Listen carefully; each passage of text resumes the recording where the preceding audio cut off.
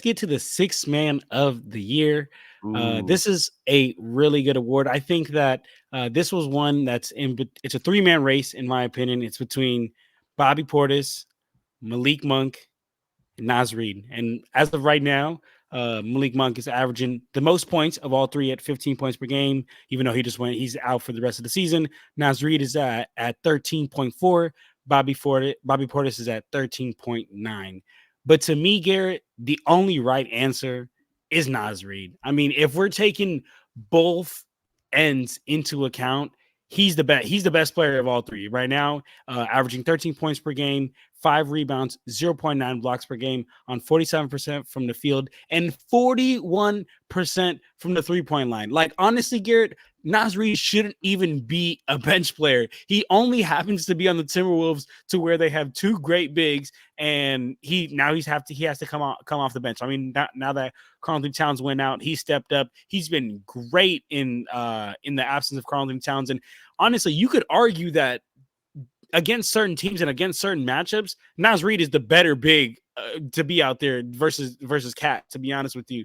I mean, we're talking about a 6'9" big who can stretch the floor. I said 41% from the three-point line. And to me, the biggest reason why he has to win this sixth man of the year is because he embodies exactly what a sixth man of the year is supposed to be. He brings the energy off the bench, and he's also a different type of player compared to Cat, and a different type of player compared to Rudy, so that when he comes in the game, he forces a defense to adjust to him, and they got to play a whole different way because you can't guard him the same way you're going to guard Rudy Gobert. You can't guard him the same way you guard Karl-Anthony Towns. So to me, my sixth man of the year is none other than Naz Reid.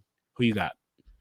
Yeah, I think that's a valid pick, especially because like a lot of times they'll often give it a player that comes on a pretty good team, of course. Like six man of the year, it's not like an MVP or anything, but more times than not, it's on a team that's in the playoffs or at least pretty good. And it makes it hard because there's a lot of teams in the West like that.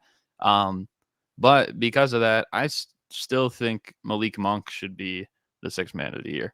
Okay. I mean, as good as Naz Reid is, and as good as like Bobby Portis is, or even like someone like Norman Powell, like let's face it, Malik Monk is really the second option on this Kings team.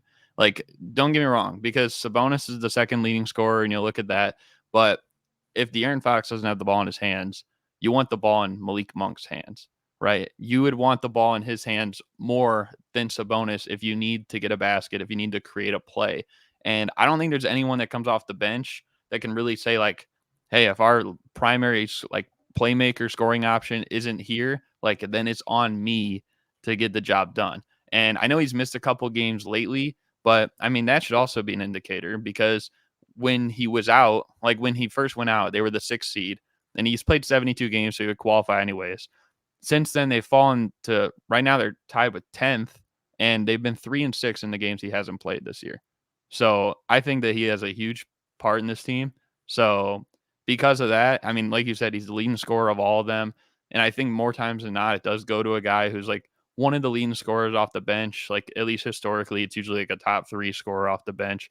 So I just think that he has to carry a lot of weight on his shoulders. And you're seeing it right now with the Kings because, like, they're losing games they really probably shouldn't lose or, like, that they have. And, like, part of it, too, like, I'll say this, obviously De'Aaron Fox is the reigning clutch player of the year, but he hasn't been Mr. Clutch this year. He hasn't. Mm-hmm. Like, He hasn't. and I'm even shocked that they have him like fifth on the like running for that right now. And I know we'll get into that, but like I just think I would say Malik Monk's been their most clutch player. And with him out, you're seeing them blow more games. Like they've been pretty horrible in the clutch this year. And a big reason why is because either Malik Monk's not in late in games, and most notably in these 9 games that he's missed, and a lot of them like right now. Okay. So I do agree with the point of like that now Malik Monk's been out, the Kings have took it like a downfall. But then you could say the same thing about Naz Reid though, because now Karl-Anthony Towns went out, Naz Reid came in, and they have remained at the top. There have been no drop off. So I mean, honestly, another one. Honestly, all of these awards, bro. Like I think it's more you so could like go the anywhere. opposite like argument though. But yeah, I mean, I see what you mean because like Yeah, but I one of the mean, guys like went out and then no one could do what he did. Another guy, it's like he's filling in where someone else went out. But granted, if he's also filling in for Towns, it's like that's like him. You know, if he was starting in some of those games as well, right? I think he started a couple of those games.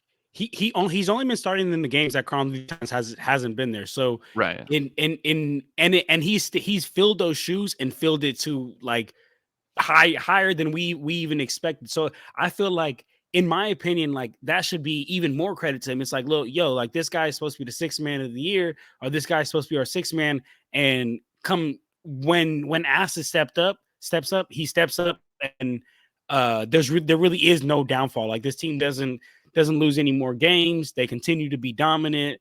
And I mean, also another thing that I want to talk about is, you mentioned that, historically six man of the year has always gone to, you just know who's scoring the most, but I'm taking everything into account. And when you take all into account, like when you take both ends, I'm talking offensive end, defensive end, rebounding, everything, efficiency. I think then like the answer has to be pointed to Naz Reid because he's impacting both ends.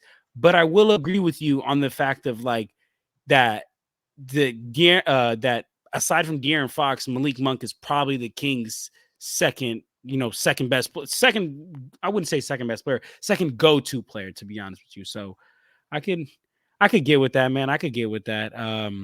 But I'm not budging on Naz Reid, man. I'm standing on business, man. Naz Reid.